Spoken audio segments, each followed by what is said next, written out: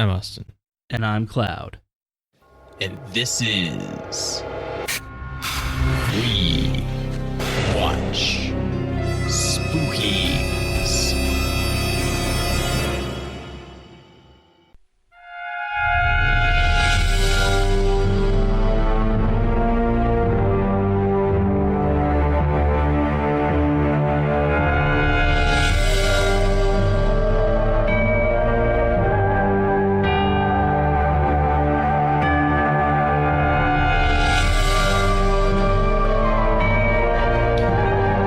Today's not really a movie is Skin and Bones.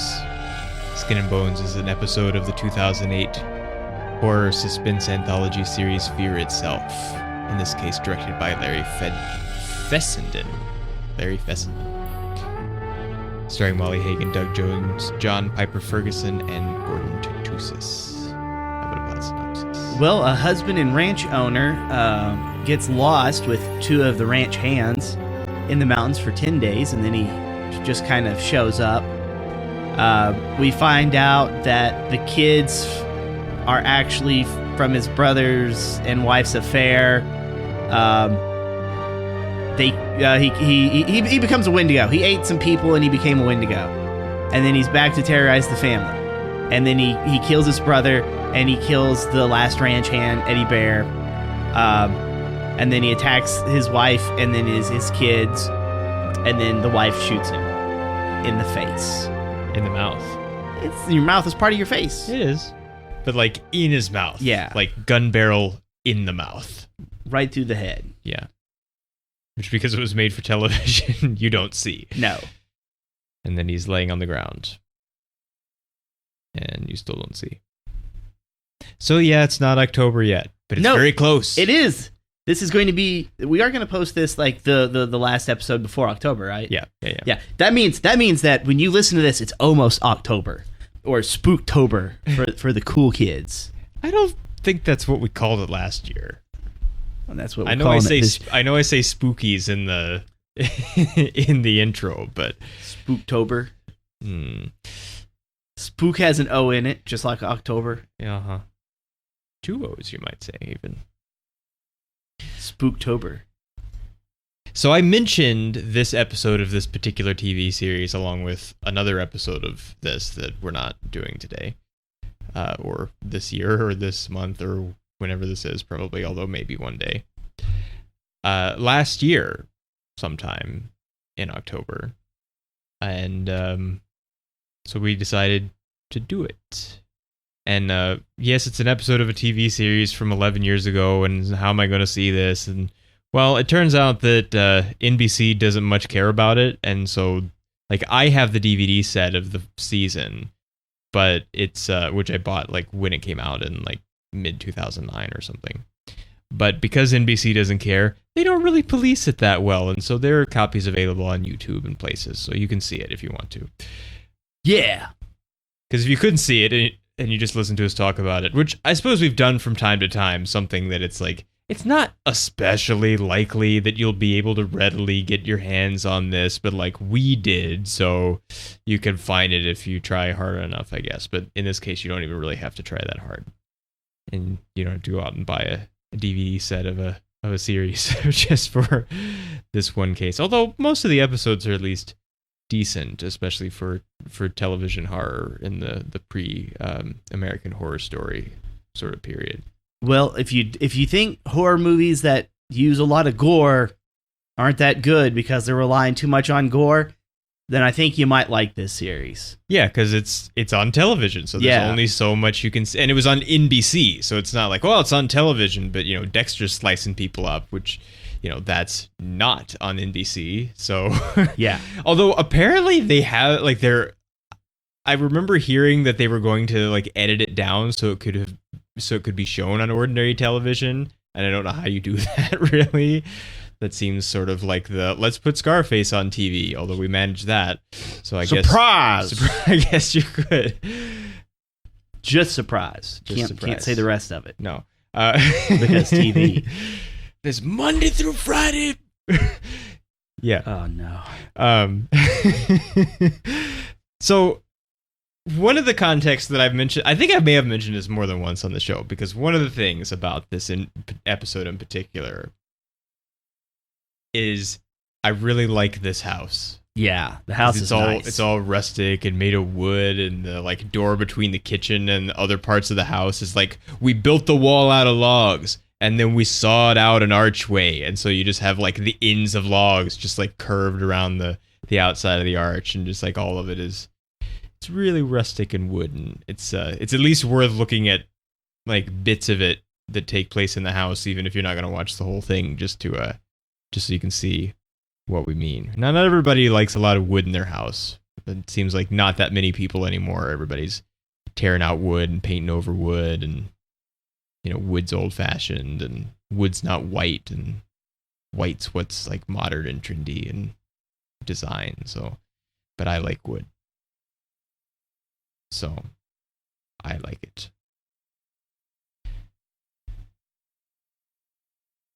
This is also Doug Jones, which I didn't remember because the last time I saw it, I didn't have any context for other things that Doug Jones would eventually be, which in this case is now Saru from Star Trek Discovery, the like real tall alien guy that's like the first officer. But he's Grady. He's the guy with the demon in him or whatever it is. And so that was kind of neat to be like, oh, okay. Well, I want to know how they got his face to look like that. Yeah, because they have a picture of him on like the bedside table that they slowly pan over to so that it's shocking and suspenseful, where he's not all skin and bones. And I mean, Doug Jones is a skinny guy, a tall skinny guy, and so like his face is sort of thin as is, but it is some kind of makeup effect or something to have him be as gaunt and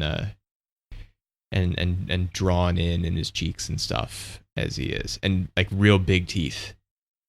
Yeah, like they're huge, which should have like bothered people right away, because like unless we're supposed to believe that he just had those teeth all the time, then he comes out of the forest and is like, oh, wait a minute, what happened to your teeth? Yeah, well, I know they that's not normal. I know they mentioned like he lost a lot of weight, but at the same time, like around his teeth. Yeah, like it's like he just lost mass around his face. Yeah, like they just took all of his skin and pulled it back as hard as they could, and then just like his teeth just jettisoned from his face. Yeah, like you remember in The Mask when like Stanley is trying to kiss Cameron Diaz like through the bars, and he like way stretches out his lips, and then she pulls away. It's like that, but teeth. So what do you think about the dad's not really the dad thing? What do you mean? In like the middle of all of this, like he's gonna eat us. I mean, like I probably wouldn't have hesitated to shoot him. Well, but I mean, it's like the older son seems to kind of suspect something or know something, I guess. Yeah. But nobody's told the small one. The small one, yeah. Which he's not that small. He's probably like what, you think 11 or something maybe? I don't know. He looks older but just short compared to everyone else. Maybe, yeah. I don't know. It's like the issue I normally have with horror movies is the same type of issue that like zombie movies have, that like there's a world that zombies happen and no one has a zombie, like no one knows what a zombie movie is. Yeah. It's like no one had the idea of making zombie movies, and then zombies happen and no one knows how to handle it. It's this kind of thing here. Like when I was a child, even at the smaller kids' age, it would have kind of been this thought process where like if that really is dad, then at least dad would try to do something. But then here's this thing, which is obviously just looks like dad. I was like, oh, I knew what possessions was and all this other kind of business. Yeah. So like, would I have felt bad? Probably not. Would it have been traumatic? Yeah, probably it would have. But cowering and being like, "No, Dad, don't!" as it's trying to kill me, is something that I'm like, nah, nah. At this point, Eddie Bear know knows what like spirits and stuff are in like a real, like legend kind of way, and he had an uncle or something that like this happened to. Yeah, this happened to long ago. But he doesn't, he doesn't have a movie context from it. But I also think this is kind of funny because technically, this is those kids' uncle. Yeah. Technically. So is this something that happens to uncles? I don't know, maybe. Watch out for your uncle. He might have a demon in him. That just sounds like pedophilia with more steps. Yeah, I guess. In a world.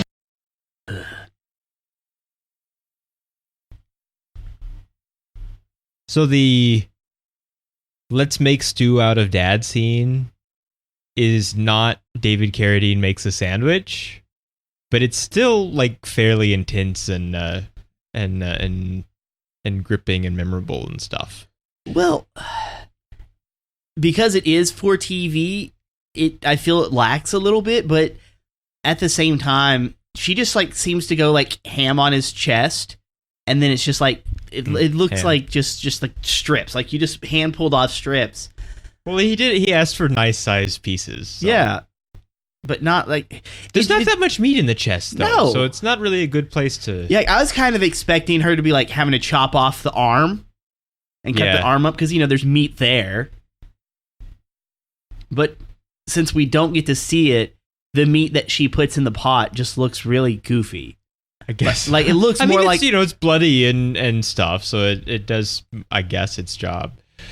They put like a moment of comedy in it though too, because he's like, here's an onion and a carrot, and he just tosses them into the pot just like whole. Yeah. As if that's gonna help that we're about to put dad in the pot too. Like, wait a minute. This ain't no stew I've ever eaten before.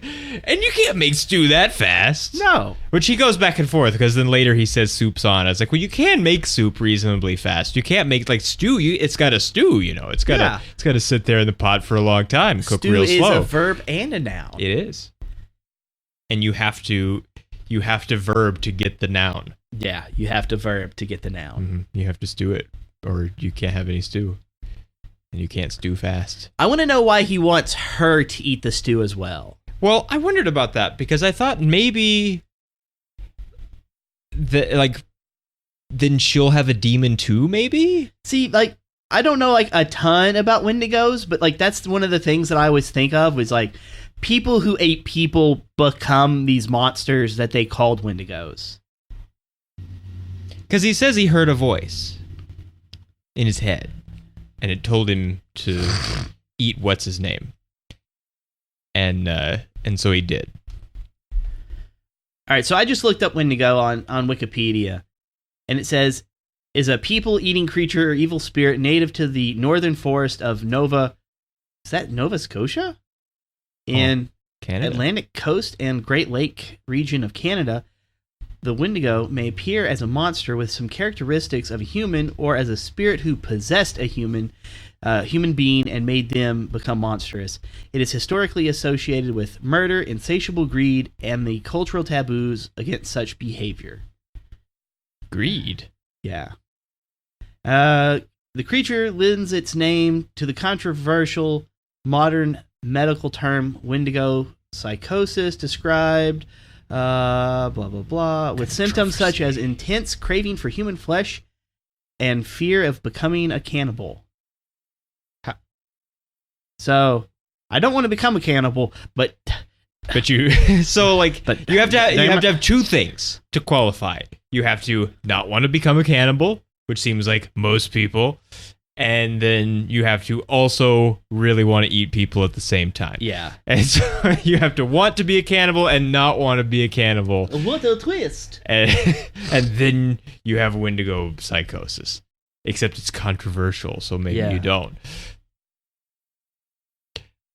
It's a very odd thing. I mean, he has a psychosis for sure. And frostbite. He has frostbite and a lot of frostbite. Yeah, he's just like his fingers are black and his ears are black, and he looks pretty bad. Teeth aren't black though. Nope. They're just really big, sticking real far out. So how do you feel about the overall acting? I think it's mostly pretty good. I think some of it especially in like the barn scene in the beginning, feels a little TV acting-y, but that may just be because we don't know who these people are. We don't have any context, and so it feels really exposition-y. And so maybe it's not the acting so much as the writing. Well, I almost feel like they cast some of the people wrong. Like the two kids, I think they should have actually got people who were younger, because for the oldest child, what we see are teenage angst. Yeah. But he could Plural. be like 19 or something. Yeah, but that's the thing, is like, he doesn't look 19. He looks like he's probably like 24. And so like, get us somebody who actually looks like they're supposed to be a teenager. Like, regardless of how old this person really is, like, get us somebody who looks that part. That way, as they act this way, it makes sense. You know? Or at least have like the younger child be trying to do this while the older child tries to stop him, and then that's when the uncle shows up and is like, "Hey," like, "No." And then, "Who are you to tell us what to do?" Like, listen, you're like 12, okay? Get back in the house. Yeah. And then his name has to be Carl. Get back in the house, Carl. So here's the thing: the older kid is played by Brett Dyer. And he is exactly the same age as me. Like, we share a birthday. We were both born on Valentine's Day in 1990. So he would have been 18 or so when they were shooting this. Yeah, but it doesn't look like it. Well, but he was. So I guess he looks older. Yeah. And the younger brother was 3 years younger than him in real life. Although he's playing younger than that. Like, more difference than that, it seems like. More than 3 years difference. Although we're never told how old they're supposed to be or anything. We just sort of imagine that they're of some age that varies from each other, and that they still live at home. It's weak. And that he's under 18, I guess, because the uncle says, like, I can, like, it is my say. He says, "You can't say," and he says, "I can say." And you're not going out there. So it seems like if he was 18, he would be like, "Yeah, but you can't say." So he doesn't do that. So it seems like he's probably supposed to be under 18. And so he's pretty close to his real age. He did seem like it's not quite like a Grease situation where like everybody's 35 and they're playing high school, but he did read a little old, to be maybe as young as he was supposed to be. I thought the Doug Jones was good though. Yeah, like, I think he's better in the like freak out cannibal mode than he is when he tells the story. Yeah, and that may again be like, let me deliver 3 paragraphs of exposition in a row in the dialogue. Well, the only thing I think that saves that scene is the voice change. Yeah. You know, it's like, but you have to eat. You have to eat, and so I ate it. I had to eat. And it's just like, okay, that's kind of creepy, because like we hear the voice change, and I'm guessing maybe the wife does too. And that's, you know, like, well, okay, so eating people is kind of not cool anyway. So like, yeah, if your significant other was like, yeah, I ate a person to survive, I'm sure you'd be kind of bothered by that. Yeah, that seems fair. But like when they say that with like a weird voice that just came out of nowhere, I'll give that one to you. It's doubly weird. Yeah. And so like, I think that saved it a little bit. If it wasn't for that, I would say that scene is bad. Yeah. It's like, it's too much. Like, yeah, I know, like, what is it, 50, 40 minutes, something like that? Yeah. They have a whole bunch to give us in minutes or whatever, yeah. Yeah, so like, I understand it exists because it has to exist, but that doesn't make it good.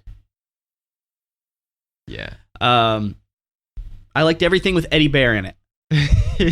He should have knifed him. Yeah, he should have. Oh, right. Should have knifed him right there.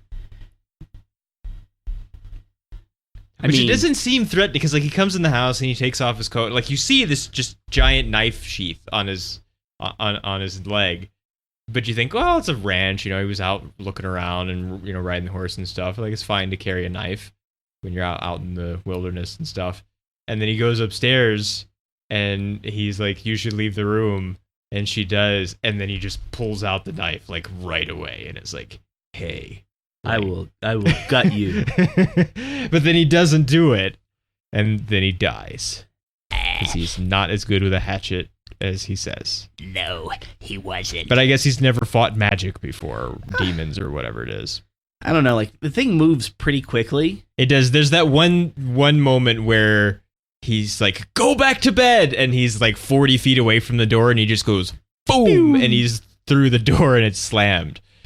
Which is the only time he really does anything like that we see. Yeah. There's one time towards the end when he's laying supposedly dead in the barn, and then they look over and he's not there anymore. And he kind of like scuttles around and picks him up while no one hears it. Yeah. So he's moved. He did move quickly, but we didn't see it. All right. So what about? Okay. So obviously she shoots him, and they're supposed to be safe. But then we hear more of like those, like Wendigo howls. Yeah, if you will. So is that supposed to be the two guys that never came back from looking for help? Maybe. I don't know. It could be. Or did like the spirit leave his body and you can just hear it outright? Maybe. I don't really know if they can hear it or if it's meant for us. It's just us. Yeah, it could be just for us. Because it's one of those moments where like they defeated the evil, but you can't really have a happy story because it's still tragic because everyone else is dead. Yeah. And so it's just like, okay, well, we can't make it seem like it's happy, so here's this sound effect that the Wendigos was making to let you, the audience, know it's not good. Yeah. And they're like, I mean, it's okay. I get it, but I mean, I'd rather the characters hear it, so it would instill more dread into them. Like, you didn't make it out of the woods yet. But we're on a ranch. I do at the same time appreciate and also feel that it's a little limited by its shortness as having to air for television, because it's something of a similar story to Chiller that we watched a pretty long time ago now for the show. And he doesn't go out in the woods. He goes into like cryostasis because he has some disease or something, and then he ends up waking up, and then he's not the same. But it takes, because it's movie length, it's a long time of him being kind of off and kind of cold to people, and people look in his eyes, and he's different.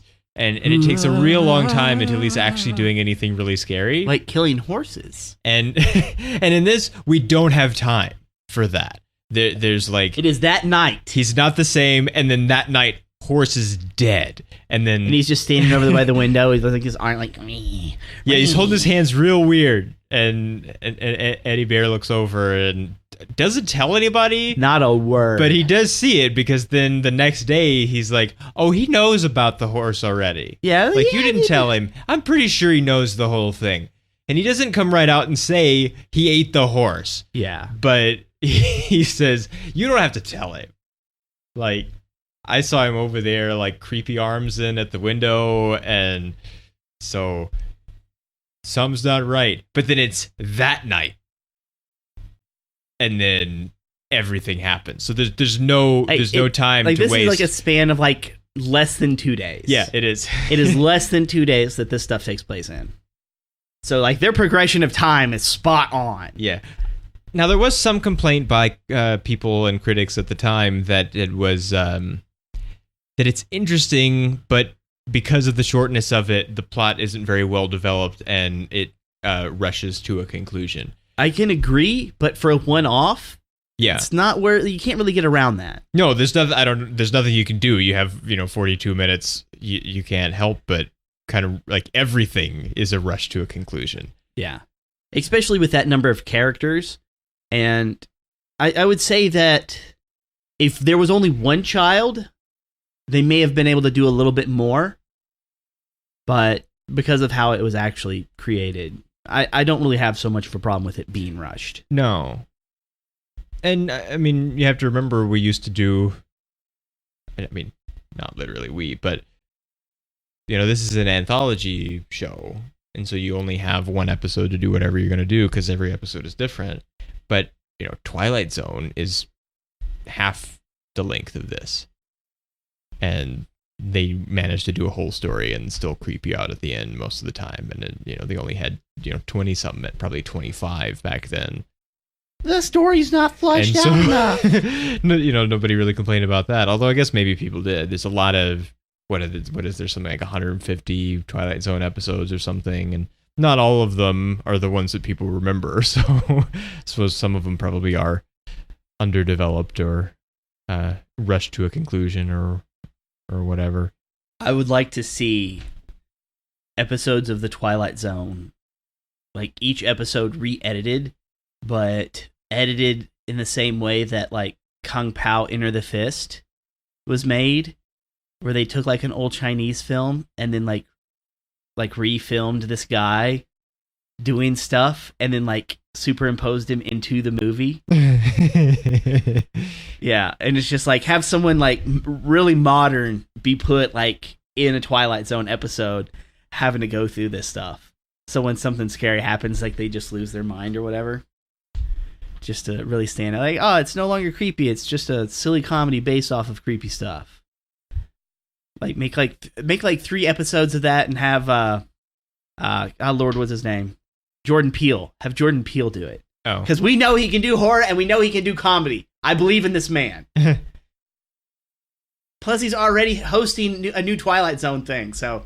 Yeah, which I haven't watched any of, and I've heard really mixed opinions on. Yeah. So this kind of seems to be a thing for this guy.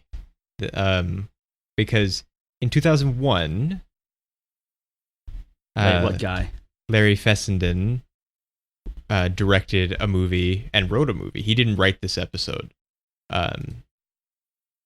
It was written by Drew McWeeny and Mick Garris, who's the creator of the series.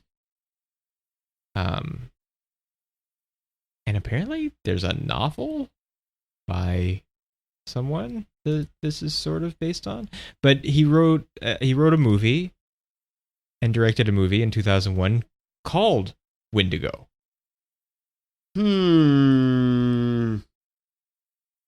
George is a high-strung professional photographer who is starting to unravel from the stress of his work with a Manhattan advertising agency. Needing some time away from the city, Jake, his wife Kim, and their son Miles head to upstate New York to take in the sights. Though the drive up is hardly relaxing for any of them. George accidentally hits and severely injures a deer that ran onto the icy road. After George stops to inspect for damage, he's confronted by an angry local man who flies into a rage, telling him that George and his fellow hunters have been tracking the deer for some time. An argument breaks out, which leaves George feeling deeply shaken. When George and Kim arrive at their cabin, they discover that it's next door to the man's property, and they soon find that a dark and intimidating presence seems to have taken over the cottage. I think I may have watched that movie. When they stop at its door en route to the cabin, a shopkeeper tells Miles about the legend of the Wendigo, a beast from Indian folklore who is half man, half deer, and can change itself at will. The son begins to wonder if the creature might have something to do with his family's sudden misfortune. Mm-hmm.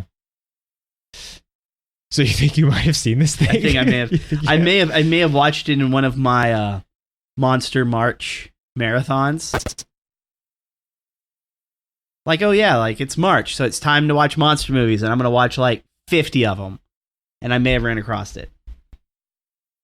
You may have. The tagline is, "Some myths are real." Yeah, that's pretty bad. So maybe we have to dig this thing up now and check it out, since we were sort of appreciative of this, and it's a movie-length version of a similar story. So maybe it's a bit more fleshed out. Maybe. It is streaming free on Prime. Hey! So you may have indeed. Chances be high. Chances be high.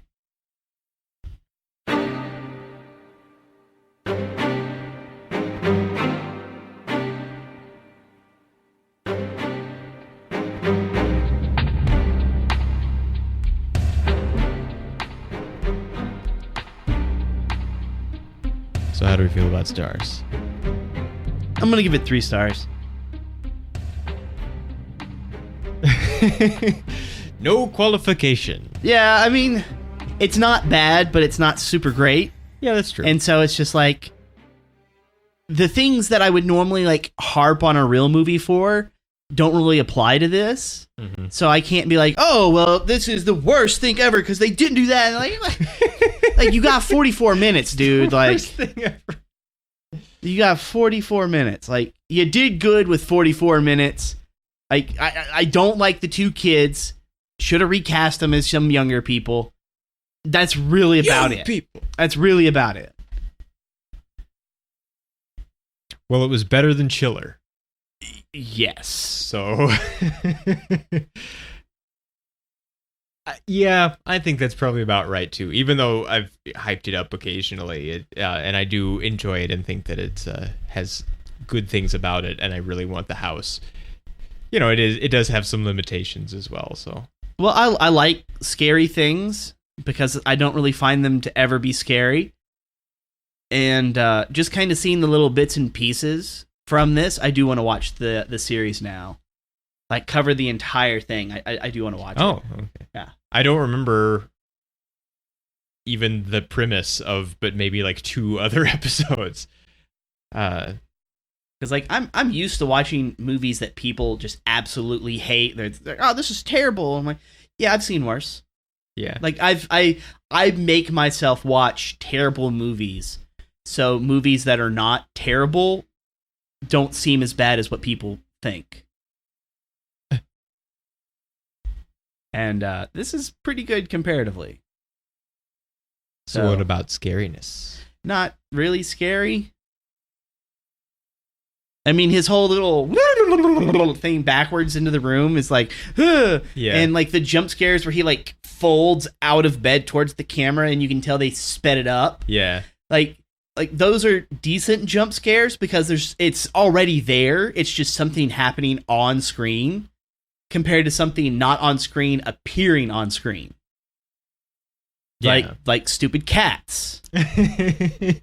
Like jumping out of a cabinet followed by a high-pitched tone to make you jump. Those are bad. Parsley Bobby behind the refrigerator. Yeah. Yeah. Yeah. There's some creepiness about it. But, it's on TV. So, it's not that necessarily means anything, because you could put a Hitchcock movie on TV and often it would still be frightening, even though you don't see the back of his head blow off when they put the gun in his mouth. So it's not that. But yeah, it has some creep to it. But like, I'm not gonna not sleep tonight because of it.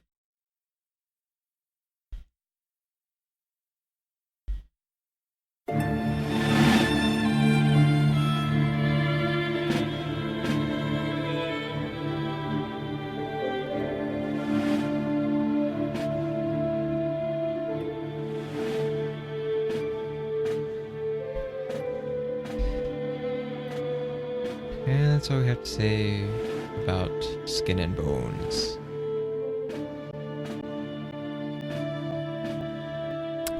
Subscribe to the YouTube channel. Follow us on Twitter. The normal stuff that I'm supposed to start saying from now on, so people know that we have content for you to enjoy. Yes, well. Please enjoy it. And if you don't enjoy it, let us know why. And if you do enjoy it, also let us know why. Please to enjoy. We'll see you next time. Later.